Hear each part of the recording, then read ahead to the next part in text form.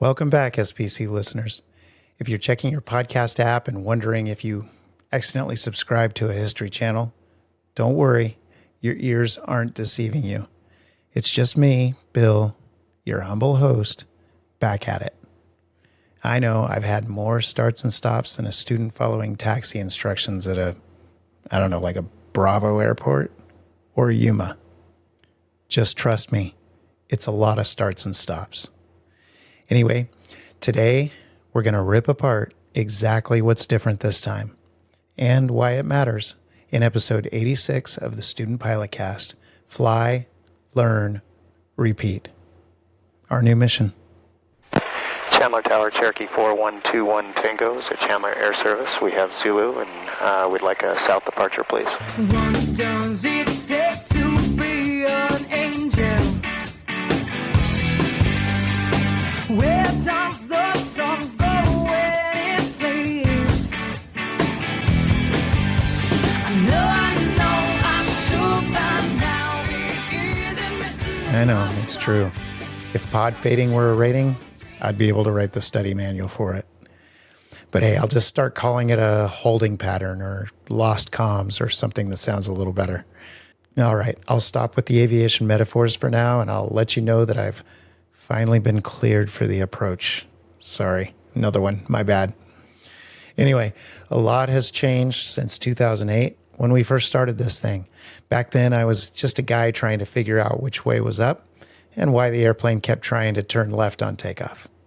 Today, I'm a working CFII and II, and while we know that stands for Certified Flight Instructor, some days it feels more like constantly figuring it out. All right, no, I know that was terrible. I guess now that my kids are all grown, I've got the dad jokes just flowing out of me spontaneously because nobody's around to hear them. So sorry, but not that sorry. But back to what we were doing here. Even though I'm the one in the right seat now, I've realized something. The more I teach, the more I realize I'm still just a student with an extra piece of plastic in my wallet. The always a student mindset isn't just a motto for me or even for the podcast. It's a philosophy that I think helps us stay frosty and stay alive. So before I get into what the show actually looks like now, I want to take just a second on the new tagline, because I don't want it to be just one of those things that's on the cover art. I want you to know where it came from. When I started this thing back in 2008, the old tagline was learning to fly in front of the world. And that was exactly what I was doing. I was a student pilot. I was figuring it out in real time, embarrassing myself on the radio, bouncing landings, and apparently deciding the world needed to hear all of it. That was the whole premise of the show. Then I got my private and even eventually finished my private training on the podcast.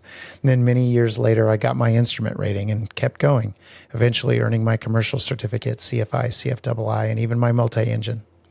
And somewhere along the way, I think I made a quiet little realization. No matter how far along I was getting in this new career of mine and in this training, I always felt like a student. If I started thinking of myself as someone who had arrived at a big goal of mine, like I had crossed some invisible line from student to instructor, I would get humbled, as aviation tends to do. And that would send me right back into that student mode. And then I started teaching. And I'll tell you, nothing will humble you faster than taking on a responsibility like that. It's a lot. It takes a lot. A lot of empathy, a lot of knowledge, a lot of skill, a lot of patience, and maybe even some things I actually have. But seriously, it's a huge responsibility. And the interactions with the students and the experiences, the discussions, trials that I've gone through with them have taught me more than I ever could have learned from the PHAC. Maybe more importantly, teaching makes me stay sharp. It makes me stay in the game, so to speak. Always learning, looking things up, developing lesson plans, and nothing causes you to learn a topic better than having to explain it to someone in a way that helps them learn it. It's awesome. So I've been learning a lot over the last 18 months since I started teaching, and it's helped me realize how important having the always a student mentality really is. Here are a few things I think it does for us. First, when you're not learning and practicing, your skills and competency are definitely degrading. In a very large study published back in 1998, researchers took a look at decades of data across high consequence technical fields. They found that significant skill decay occurs after just 365 days of non-use or a year. But here's the important thing, that a measurable degradation starts after only 28 days if the skill isn't constantly practiced or reinforced. In a well-known study done by NASA, the Use It or Lose It study, as it's colloquially called, they found out that specifically in aviation, cognitive skills degrade very quickly when not being challenged, used, and practiced. Interestingly, the stick and rudder skills weren't the ones that degraded the fastest. They were much more durable than the cognitive skills. But we all know the head work and the decision-making tends to be much more important to safety than being able to handle the airplane perfectly. They're both important, of course, but the former causes more death than the latter.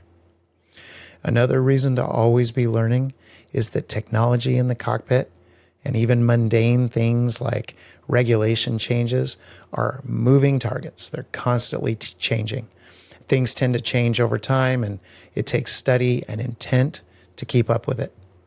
Think about how technologically advanced some of our avionics are these days.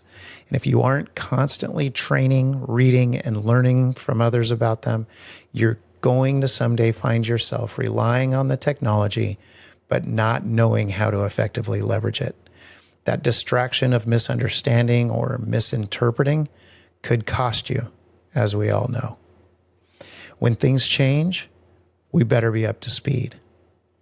Finally, continual learning helps with something else important, expanding our capabilities and safety margins. We often hear that when something bad happens and we're under pressure, we don't rise to the occasion, we sink to our most recent level of training. I can personally attest to this from my own experience, but that's a story for another time. If we're not learning and training, that fall, when we're under pressure, is going to be a long one. And Kent and I have talked about training to push the envelope one corner at a time. This is how we get better and better. Yes, this happens during formal training, of course, but it happens every time we fly if we treat every experience as a learning one. Good pilots are those who realize that they never know everything and that every flight is an important opportunity to learn something new. This is how a newly minted pilot becomes an experienced, safe pilot over many years of training or flying, because those are the same thing, flying and training. This podcast is dedicated to that training process, formal or informal. The name, the Student Pilot Cast, is apropos, since we're all students of this flying thing, if we're doing it right. So the new tagline for the podcast, Fly, Learn, Repeat, is my attempt to try to encapsulate that ethos. It's not just a tagline, it's kind of like a checklist item or a way of approaching learning. It's the reminder that the moment I think I'm done learning, I've already started going backward. So the fly part is important. It's when we gain our experience and push our boundaries and skills, and sometimes that's with an instructor and sometimes not. The learn part is what we do to gain knowledge from the flying part. But it also means we should be evaluating ourselves on every flight. What went well? What could we have done better and why? And sometimes what was just downright scary that we should avoid at all costs in the future. Most importantly, what can we learn to be better next time? Sometimes, of course, it also means reading, staying ready for when things don't go quite as planned. Finally, repeat, because it should remind us to never stop.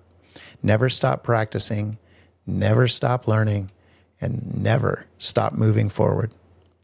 This tagline is perfect for me and for this podcast because seriously, it's why I keep doing this show. Talking to you all, hearing from you, producing content that forces me to actually articulate what I know and why I know it.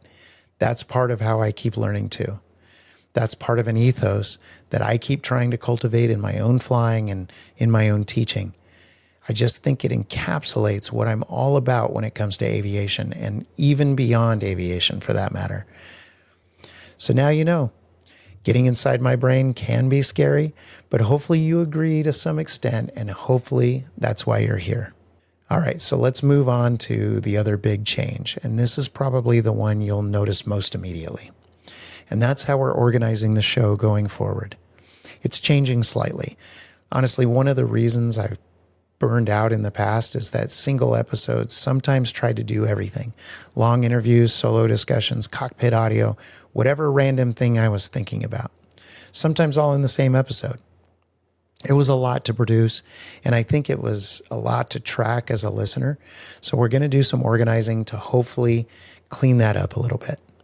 Don't get me wrong. I'm still going to talk about whatever random thing I'm thinking about. I'm just going to put a little structure around it. The show now has 4 distinct series. Each one has its own thing going on. The first is the Cockpit Series. You're going to hear actual flights, sometimes watch them if I've got video with real students, real pilots, real radio calls, real mistakes, sometimes solo, who knows. Not recreations, not here's how it's supposed to be, but the real thing. I'll, as usual, add voiceover layer afterwards where I walk you through what was happening, what I was thinking, maybe what a student was thinking, what the student was doing well, where we could have been better. This will all seem familiar to those of you who've been around a while with me. This was sort of the mainstay for much of the previous content on the podcast. The second is Beyond the Checkride. Again, if you've been listening recently, this will sound kind of familiar as well. This one's a conversation. Me and our buddy Kent, who's been flying real-world general aviation for years now. Here's the premise. The Checkride tests whether you can fly and have basic aeronautical decision-making skills. Then everyone starts really flying. Starts learning what happens in the real world, goes back to that experience that we were just talking about. But some of these things are practical skills that just can't fit into the ACS. And many students don't get a chance to learn a lot of them within the confines of a structured flight school environment. So Kent and I are going to get into some of the stuff maybe your instructor never really tells you while you're training. What does your cross-country decision-making actually look like when you're doing it alone for the first time? How do you handle weather as a newly certificated pilot without either being reckless or never leaving the pattern? What does it mean to fly with real passengers and actually feel responsible for them? Heck, I don't know. How do I even operate a fuel pump at a rural airport? All of these are previous topics covered in Beyond the Checkride episodes, so you hopefully get the idea. This series will sound like 2 guys who've been flying for a while, because we have, just shooting the breeze about an aviation topic that we learned after the Checkride. And hopefully that's what makes it useful and fun. All right, the third series is the briefing room. Short, tactical, and solo. Just me, or usually just me anyway, 10, maybe 15 minutes on one thing, a specific technique, an ADM concept, a regulation I see people getting wrong all the time, or something I just learned or taught that seems like it would be helpful to all of you. No tangents, or at least fewer tangents than usual, which I'll be honest is a lot of tangents. But the idea is that if you've got 15 minutes in the car on the way to the airport or somewhere else, this is the one you throw on. Quick win, hopefully. And I'll try to keep it to maybe 1 terrible pun per episode, but it's not a promise. I'll try. And then finally, there's the Hangar Series. This is the interview format. We're going to shows like Oshkosh, Sun and Fun, and AOPA fly-ins, etc. But also museums, CAF wings, anywhere really where there's a chance to sit down with people in this community who are doing interesting things. Not only just household names, though hopefully we'll have some of those, but also others who have something to offer. Maybe a DPE who's seen 1,000 check rides and knows exactly where pilots fall apart. Maybe a mechanic who understands these machines at a level most of us never will. The CFIs who figure something out about teaching that changed how their students learn.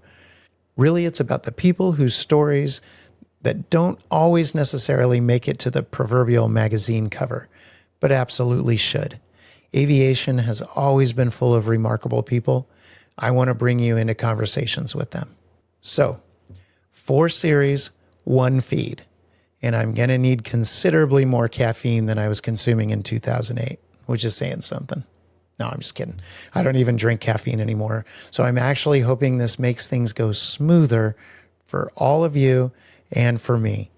You might also notice a bit of rebranding beyond the new tagline and the organization. We've changed cover art, logos, etc. to mark the new reboot and to get things a little more updated. But that shouldn't matter much from your perspective. Maybe just a slightly different look in your podcast app of choice. So for the first 4 new episodes, we'll publish 1 of each of these series, and they'll be easy to tell which one they are in the feed. After that, while I'll try to keep a good mix, sometimes there will be more of one series than another, especially around big events. Or if we get some interesting people all at once to talk to us, we might stick on the Hangar Series for a little bit. That said, we'll tweak it over time, and we'd love to get feedback on what's working and what isn't. So reach out and let us know. And there are a few ways to do that, by the way, including a new one. You can always email me at bill@studentpilotcast.com or use the contact form on the website at studentpilotcast.com. But on that contact page, you'll see a new link to the SPC radio check page. You can also find that page at studentpilotcast.com/voicemail. There you can record an audio message right on the webpage, right to us at the podcast. You have 90 seconds to say whatever you want to. So if you have a question, a comment, or a bad aviation pun that's just too good to keep to yourself, use that radio check record button. And if it's interesting enough, funny enough, or a bad enough pun, it might make it onto a future episode of the podcast. So like I said, reach out, let us hear from you. I'll put a link to that radio check page in the show notes as well. So no excuses. So I'm really excited to see where we go from here. And I'm also really excited to start reconnecting with all of you. I've really missed you guys. Let's make it fun while we learn as much as we can. I'm grateful for the little break because it made me reconsider how I was doing everything, what we were focused on, and what we want to center on going forward. As you know, professionalism keeps us safe. Personality keeps us flying and keeps flying fun. And all of our relationships keep it worth it. Now, let's get to work. Still flying, still learning, and it turns out the holding pattern had a purpose after all.